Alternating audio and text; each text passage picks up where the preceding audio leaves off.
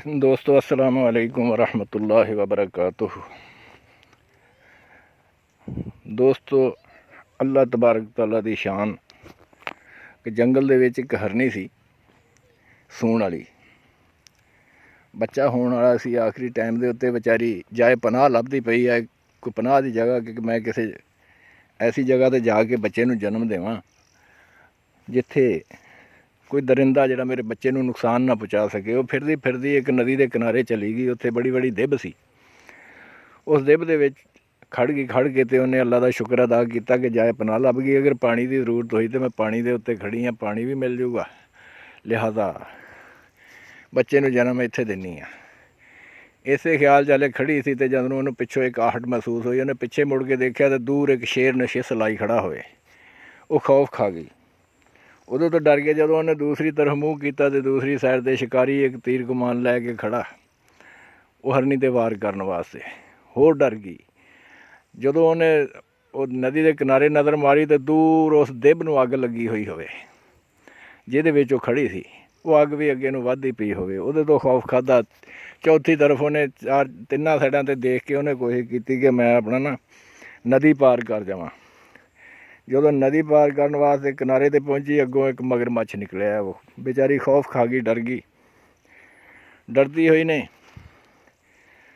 कोई जदों उन्होंने जाए पनाह न लभी तो उन्हें आसमान की तरफ मूँह करके अल्लाह की बारगाह च अर्ज़ की, या बारी ताला तू ही मैनू जाए पनाह देने वाला, मैं इस तकलीफ दे विच मुबतला, तेरे तो सिवा मेरा कोई सहारा नहीं। इंसान वास्ते बड़ी सबक आमोज़ कहानी है। तो जदों उन्हें अल्लाह की बारगाह च अर्ज़ की तो अल्लाह तबारक तआला ने उस वेले करम किया।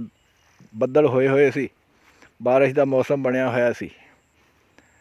बदल जो लश्किया, लश्कार उस शिकारी दे अखां च पिया लश्कारा, तो उन्हें उहदा तीर जो छुटिया तो जाके शेर दे लग्या। शेर मर गया। नाल ही अल्लाह पाक ने बारिश बरसानी शुरू कर दी। जदों बारिश बरसी, वो शिकारी भज्या बारिश तो डरदा, उहदे तो जान छुट्टी, शेर तो जान छुट्टी।